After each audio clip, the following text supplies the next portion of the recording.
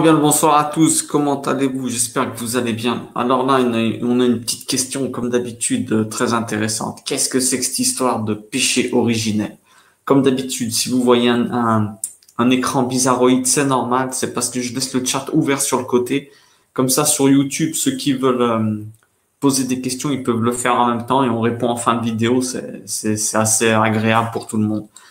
Donc, bref, et comme vous n'avez pas besoin de voir ma tête, bien sûr, ça sert à rien. Autant en parler comme ça rapidement et voilà. Alors, qu'est-ce que je voulais dire? Pourquoi? Qu'est-ce que c'est que cette histoire de péché originel? On est tous pécheurs depuis qu'on est petit. On fait des péchés. Un bébé qui a 2 jours, il a des péchés, ce bébé. Grande question. Si ce n'est que quand il est sorti du ventre de sa mère, il s'est mis à crier sur tout le monde. Hein. Il était d'ailleurs impudique, hein, il est sorti sans vêtements, il était exhibitionniste, le petit. Mais bon, bref, qu'est-ce que je veux dire? Pourquoi on dit qu'on a le péché originel sur nous? Parce qu'en fait, ça vient pas de notre origine à nous.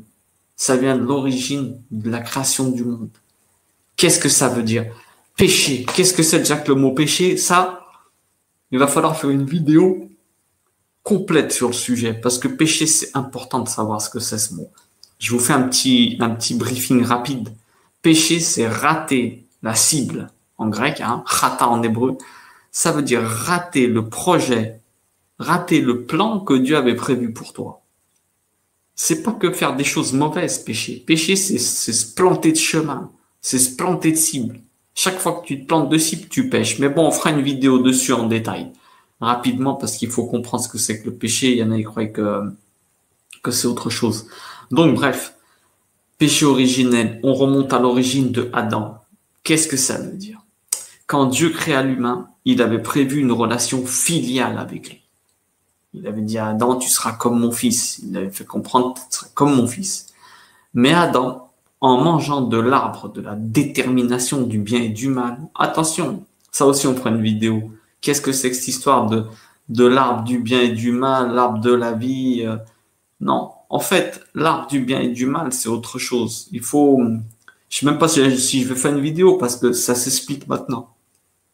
En fait, en mangeant de l'arbre, c'est pas l'arbre du bien et du mal, du bon et du mauvais.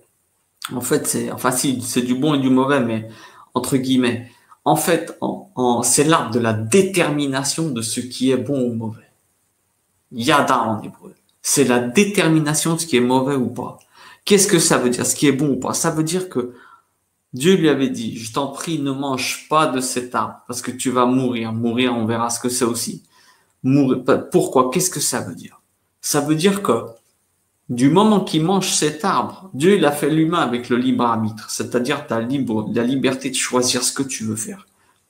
En mangeant de cet arbre, de la détermination de ce qui est bien ou pas, ça veut dire que tu choisis de déterminer ce qui est bien toi, sans tenir compte de Dieu. Tu vas me dire, ouais, mais alors ça veut dire quoi? Faut toujours se référer à Dieu.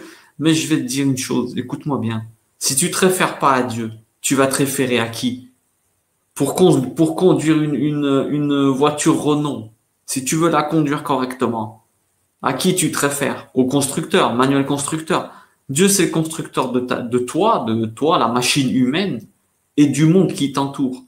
Qui, mieux que lui, peut te dire et te déterminer ce qui est bien ou pas, pour toi et pour les autres? Parce que chaque fois qu'il donne des commandements, c'est pas pour lui. C'est uniquement pour qu'on casse pas la machine et qu'on casse pas le monde autour de nous. Donc, qu'est-ce que ça veut dire? Le péché originel, eh ben, c'est quand Adam, il a changé de route. Dieu n'avait pas prévu ça. Donc, il a choisi de pécher, ça veut dire, il a décalé la cible et il a décidé, par rapport à sa liberté de choisir, hein, Dieu l'avait créé avec la liberté de choisir, il avait le droit. Et c'est d'ailleurs pour ça qu'il a mis l'arbre du bien et du mal. Donc, Adam a décidé de choisir lui ce qui était bien ou pas, sans tenir compte de Dieu, dans un monde que Dieu avait créé. C'est incroyable, sans consulter Dieu. Donc, qu'est-ce que ça veut dire? On reprend ce que je vous disais. Dieu avait prévu une relation filiale avec Adam. Mais Adam, en mangeant du fruit de l'arbre de la détermination du bien et du mal, exprima le désir Écoutez bien, de définir lui-même ce qui devait être bon ou pas sans avoir à consulter Dieu. Ça veut dire quoi? Il pensait ne pas avoir besoin de quelqu'un au-dessus de lui pour lui dire ce qu'il avait à faire. Donc il brisa le lien père-fils que Dieu avait prévu. Il voulait donc une relation d'égal à égal. Ainsi, Adam étant, écoutez bien maintenant, pourquoi on dit péché originel? Adam étant le grand-père de toute l'humanité. Adam, c'est notre grand-père à tous. Ça veut dire quoi? Qu'on était tous à l'intérieur de lui à l'époque. Et ouais, t'étais dans ton père avant d'être dans ce monde. Tu étais dans ta mère aussi. Donc on était tous avant dans Adam. Donc on était tous avec lui.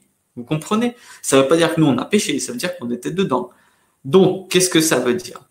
Comme on était tous en lui quand il a fauté, il nous a transmis cette tendance à penser qu'on n'a pas besoin de Dieu pour gérer notre vie. Vous comprenez ce que ça veut dire? Ça veut dire que tu vas dire, oh là là, mais comment il a fait pour faire ça, nana. Ouais, mais moi je vais te dire une chose, je vais vous dire quelque chose. Ça nous enseigne que chaque fois qu'on se trouve face à un choix et qu'on décide de déterminer ce qui est bon ou pas dans notre vie, sans passer par Dieu, c'est-à-dire passer par Dieu, ça veut dire sans passer par le filtre de ce que Dieu nous demande. Est-ce que c'est bien ou pas? Est-ce que c'est juste ou pas, surtout? C'est une question de est-ce que c'est juste ou pas ce que je fais? Eh ben, chaque fois que tu choisis de ne pas consulter Dieu dans ta journée, hein, la journée elle est faite de choix. Alors, imaginez-vous, hein, il faut tout le temps passer au filtre de qu'est-ce qui est bon ou pas, qu'est-ce que Dieu y demande. Eh ben, chaque fois que tu le fais pas, tu reproduis la chute d'Adam dans le jardin d'Éden. Ça veut dire quoi? Faut pas s'étonner de faire de mauvais choix et de faire des échecs dans notre vie. Eh ouais. L'astuce dans notre vie, c'est quoi la grosse astuce face à un choix en vérité? Eh ben, la première chose, c'est de consulter Dieu, de te mettre en oraison, demander, Seigneur, envoie-moi dis-moi ce que je dois faire. En fait, Dieu qui parle, c'est pas que tu vas entendre Dieu qui parle dans tes oreilles. Depuis quand Dieu, il a une bouche? Non. Tu vas avoir une intuition ou une idée qui vient d'un coup, tu vois. Et c'est ça, les dialogues de Dieu. Dieu, il t'envoie une intuition, ta conscience. Vous voyez ce que je veux dire? Et donc là, tu vas avoir la solution à ton problème. Alors, face à un choix, eh ben, tu te poses la question, tu te mets en oraison, Seigneur, inspire-moi ce que je dois faire. C'est déjà que tu demandes de passer par son filtre. Tu ne manges pas du fruit défendu. Donc, tu ne reproduis pas le péché originel. Vous comprenez ce que je veux dire? Et tu demandes à Dieu qui t'inspire ta solution. Et si tu veux une astuce très facile, hein, une astuce très très facile, bah, tu te demandes, puisque Jésus, il a fait tout le contraire.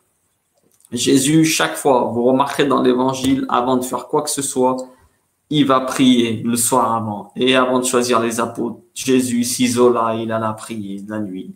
Il se levait tôt pour prier. Exactement. Jésus était constamment en consultation avant de faire des choix. Le contraire de Adam. En effet, il est venu rattraper sa faute. Mais ça, c'est encore un autre sujet aussi qu'on verra. Donc, l'astuce face à un choix, c'est quoi? Eh ben, demande-toi ce que Jésus leur a fait à ta place. Demande-toi ce que Jésus leur a fait à ta place.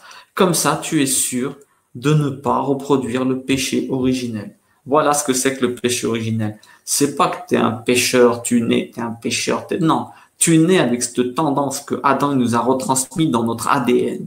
Vous comprenez? Donc toi, en choisissant de te tourner vers Dieu, eh ben tu casses cette tendance. Tu choisis de justement ne pas manger de ce fruit défendu. D'accord, vous comprenez? Fruit défendu, hein, ça, bon, c'est des sujets intéressants, mais voilà, d'accord. Donc voilà ce que c'est que le péché originel. C'est choisir, reproduire le péché originel.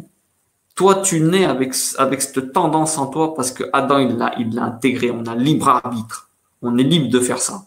Donc, comme tu nais avec cette tendance, toi, ce que tu dois faire, eh ben, c'est lutter contre. C'est simple, clair et net. Voilà ce que c'est que le péché originel. C'est choisir de ne pas reproduire, de ne pas décider et déterminer soi-même ce qui est bien ou pas dans notre vie. Toujours se référer à la parole de Dieu, à la Bible, qu'est-ce qui est juste, qu'est-ce qui n'est pas juste. Parce que nous, je vous promets, hein, que nous, eh ben, on n'a rien à voir avec ça. Faut se référer au constructeur. Sinon, la machine, on va la casser et on casse tout ce qu'il y a autour de nous. Par rapport aux émotions et toutes ces histoires. Donc voilà ce que c'est que le péché originel. choisir de déterminer ce qui est bien ou pas dans notre vie sans mettre le filtre de Dieu devant nos yeux. Allez, je vous souhaite une bonne fin de journée et de surtout vous rappeler de tout ça et que Dieu nous aide à nous souvenir, de nous rappeler qu'il faut passer au filtre de sa parole tous nos choix pour être sûr d'avoir du succès dans ce qu'on va entreprendre, dans les choix qu'on va prendre. Allez, que Dieu vous bénisse et vous, toutes vos familles et spéciale pensée pour tous les malades, comme toujours. Spéciale pensée pour toutes les personnes qui sont malades, que Dieu leur donne la santé et qu'il y a de moins en moins de malades dans le monde. Ok? Allez, je vous souhaite une bonne fin de journée.